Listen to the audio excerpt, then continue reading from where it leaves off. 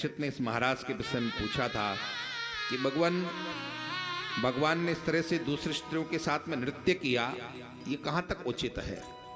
सुखदेव जी ने कहा था, कहाँ दूसरी स्त्रियां, भगवान तो केवल इन स्त्रियों के पति नहीं, इनके पतियों के भी पति हैं। गोपी नाम तत्पति नाम च, केवल गोपियों के पति नहीं, गोपियों के पतियों के पति भी भगवान है। इसलिए भगवान ने कहीं पर भी कोई अधर्म नहीं किया। दिव्य महाराज हुआ, अक्रूर को भगवान को बुलाने के लिए वृंदावन भेजा है कंस ने, नारद जी के द्वारा प्रेरित होकर के, और अक्रूर भगवान कृष्ण को लेकर के मथुरा आए हैं। मथुरा में आकर के भगवान श्री कृष्ण ने कंस का वध किया है और उसके बाद अपनी माता पिता को कारागार से मुक्त किया और अपने नाना उग्रसेन को गद्दी पर बैठाया, स्वयं गद्दी पर नहीं बैठे हैं। भगवान का जनेऊ संस्कार हुआ और भगवान पढ़ने के लिए गुरुकुल गए हैं। मालवा में आज भी उज्जैन है, उज्जैनी नगरी, उसी उज्जैनी नगरी में जाकर के भगवान ने गुरु महाराज के यहाँ जाकर के शिक्षा ग्रहण की थी। 64 दिन केवल भगवान उस गुरुकुल में रहे और 64 दिन में भगवान ने संपूर्ण विद्याओं का ज्ञान वहां से प्राप्त करके और भगवान लौट करके आए। और आकर के भगवान ने उद्धव को भेजा है इसी वृंदावन में, और गोपियों ने उद्धव की उस ज्ञान की चदरिया को प्रेम के रंग से अभिषिक्त किया है। उद्धव परम प्रेमी बने। जरासंध ने आक्रमण किया मथुरा नगरी पर, भगवान ने 17 बार उसको परास्त किया। काल यवन को भेजा है और भगवान ने मुचकुंद के द्वारा उस काल यवन का भी वध कराया। और अब भगवान सोचते हैं कि इस मथुरा नगरी में रहना ठीक नहीं है, इसलिए भगवान सीधे पहुंचे हैं द्वारिका में, और द्वारिका में जाकर के भगवान का अभिषेक हुआ है। और भगवान अभी तक जो वृंदावन बिहारी लाल थे, मथुरा में रहने वाले कृष्ण थे, अब वो द्वारिका में पहुंच गए और वहां पहुंच करके सभी भक्तों ने गायक भगवान के जय जयकार की है। द्वारिकाधीश भगवान की जय। भगवान द्वारिका पहुंचे। द्वारिका में बड़े भाई दाऊ जी हैं, उनका विवाह रेवती के साथ में हुआ। रेवती का रमण कहलाए दाऊ जी, बलराम जी। और अब भगवान के विवाह की यहाँ पर चर्चा है, जो आज हम लोग भगवान का अंतिम कथा के अंतिम भाग में दर्शन भी करेंगे। भगवान के विवाह का सुखदेव जी ने राजा परीक्षित को सुनाया है, इसलिए हम लोग भी आइए सुनते हैं भगवान का विवाह कैसे हुआ। विदर्भ, जो कि एक महाराष्ट्र, आज के महाराष्ट्र प्रदेश का एक भाग है विदर्भ, उसी में एक राजा रहते हैं जिनका नाम भीष्मक है। 5 उनके पुत्र हैं और एक पुत्री है जिसका नाम रुक्मणी है। रुक्मणी बचपन से ही कृष्ण को पति रूप में चाहती है, लेकिन जो रुक्मणी का भाई है रुक्मी, वो नहीं चाहता है कि कृष्ण के साथ मेरी बहन का विवाह हो। मेरी बहन का विवाह मेरे मित्र शिशुपाल के साथ में हो, जिससे मित्रता और भी प्रगाढ़ हो जाए, क्योंकि रुक्मी दुष्ट है और दुष्ट के मित्रता दुष्टता के साथ में, तो बीच में वो बहन का प्रयोग करता है कि मेरी बहन का विवाह मेरे मित्र शिशुपाल के साथ में हो जाएगा, मेरा ये बहनोई हो जाएगा, तुम्हारी मित्रता और भी प्रगाढ़ हो जाएगी। रुक्मणी भगवान कृष्ण से प्रेम करती है, लेकिन भाई ने विवाह की व्यवस्था की शिशुपाल के साथ में, और आकर के पिता को सूचना भी दे दी, परसों बारात आने वाली है, आप तो बारात के स्वागत की तैयारी में लग जाओ। किसकी बारात? आपकी पुत्री मेरी बहन रुक्मणी की भी बारात है। कौन आ रहा बारात? शिशुपाल आ रहा। पिता ने कहा कि बेटा, ना तूने मुझसे पूछा ना अपनी बहन से पूछा, और बारात भी आ रही। तो शिशुपाल को रुक्मी ने अपने पिता को जवाब दिया कि आप बूढ़े हैं, आपसे क्या पूछना। आज भी यही होता ना, माता पिता बूढ़े हो जाते तो फिर उनको पूछा नहीं जाता। तो आप बूढ़े हैं, आपको मैं क्या पूछूं, और मैं अपनी बहन का भाई हूं, इसलिए मैंने अपनी बहन के लिए बहुत अच्छा वर ढूंढा है। शिशुपाल अभी राजकुमार है, चेदि नरेश का पुत्र है वो, और बाद में वही राजा बनेगा। तो मैंने बहुत अच्छे राजा के पुत्र को आप अपनी बहन के लिए चुना है। आप तो बिल्कुल, पिता कुछ कह ना पाए, क्योंकि पता है ये सेनापति है, और यदि मैंने कोई विरोध किया तो जिस तरह से कंस ने अपने पिता को कारागार में डाल दिया था, ये भी मुझे डाल देगा। क्या कर पाऊंगा मैं?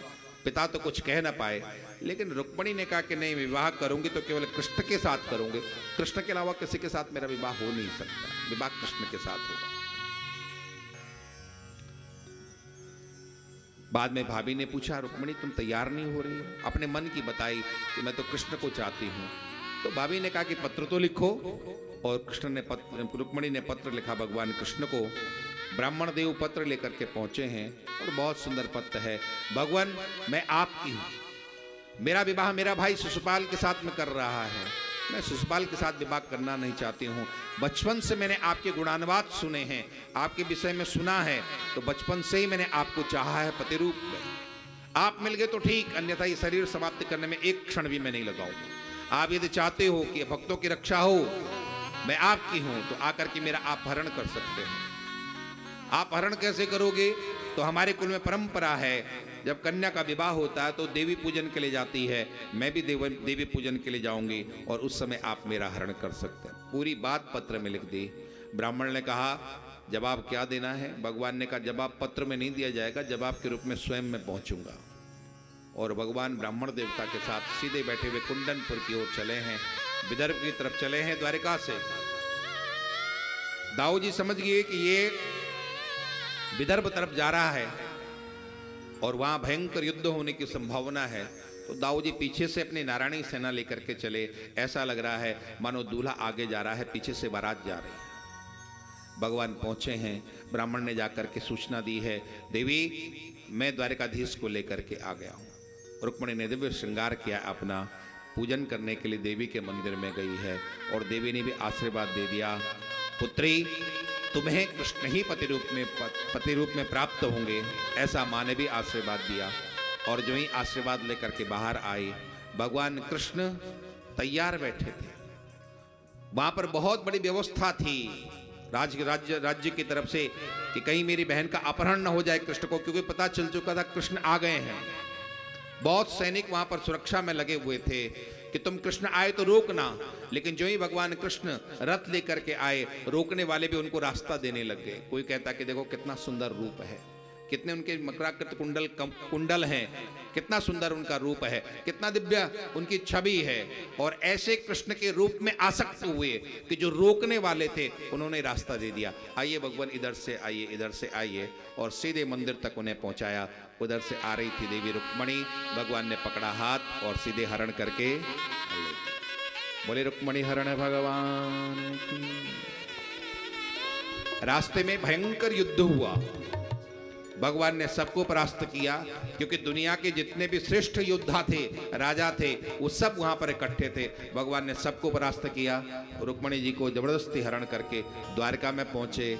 द्वारका में दो दल बने, एक लड़की पक्ष बना, एक लड़का पक्ष बना, क्योंकि इधर से तो कोई आया नहीं था रुक्मिणी की तरफ से, तो फिर वहीं दो दल बने, एक लड़का पक्ष और एक लड़की पक्ष, और दिव्य विवाह हुआ है। आइए भगवान हमारे मध्य आ रहे हैं, हम भी उसे दिव्य विवाह का यहाँ पर साक्षी बने। भगवान हमारे मध्य आ रहे हैं, आइए जय जयकार करते हुए भगवान का स्वागत करते हैं। बोली द्वारकाधीश भगवान की जय।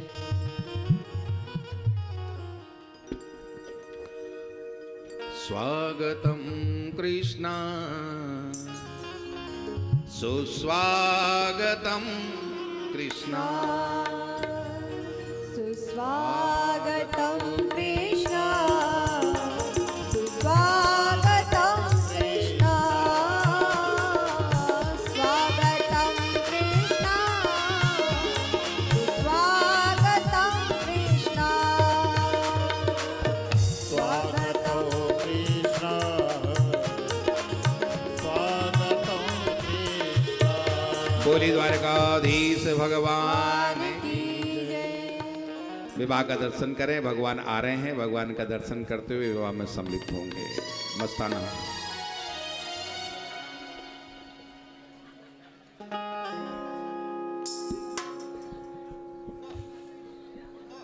रुक्मिणी जी को तो ले आओ।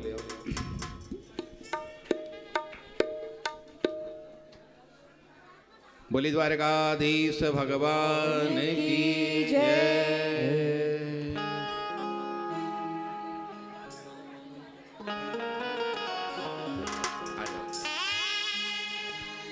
आज मेरे श्याम की शादी है।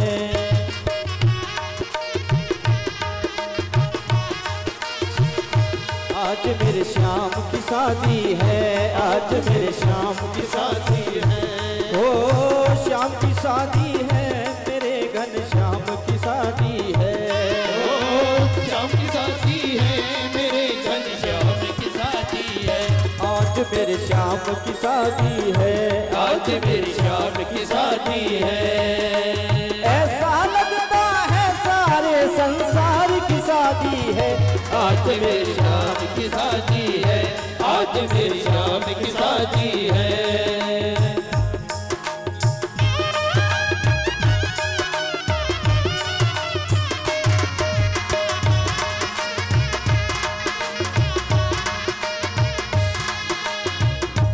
बनी है खूब जोड़ी, कृष्ण रुक्मणी की जोड़ी। बनी है खूब जोड़ी, कृष्ण रुक्मणी की जोड़ी। खुशी से नाचे हैं मन, मिला रुक्मणी को साजन हो। खुशी से नाचे हैं मन, मिला रुक्मणी को साजन। आज मुझे लगता है कि ब्रह्मांड की शादी है। आज मेरी श्याम की शादी है, आज मेरी श्याम की शादी है। ओ श्याम की शादी है, मेरे घन श्याम की शादी है। ओ श्याम की शादी है, मेरे घन श्याम की शादी है। आज मेरी श्याम की शादी है, आज मेरी श्याम की शादी है।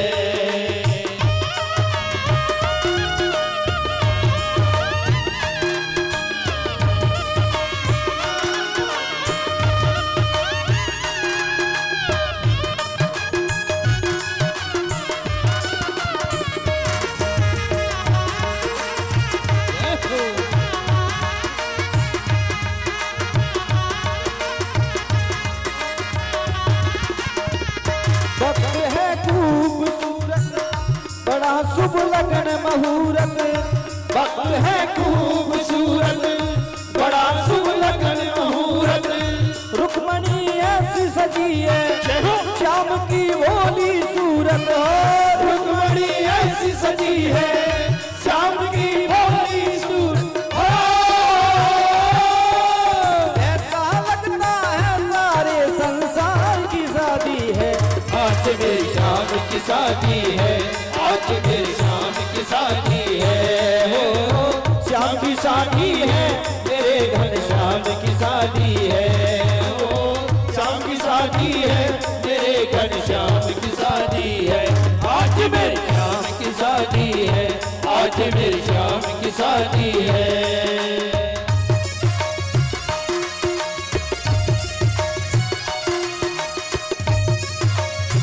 हरि ओम स्वस्ति न इंद्रो विश्ववाः स्वस्ति नः पूषा सवेदा स्वस्ति नस्तार्क्ष्यो अरिष्टनेमिः स्वस्ति नो बृहस्पतिर्दधातु।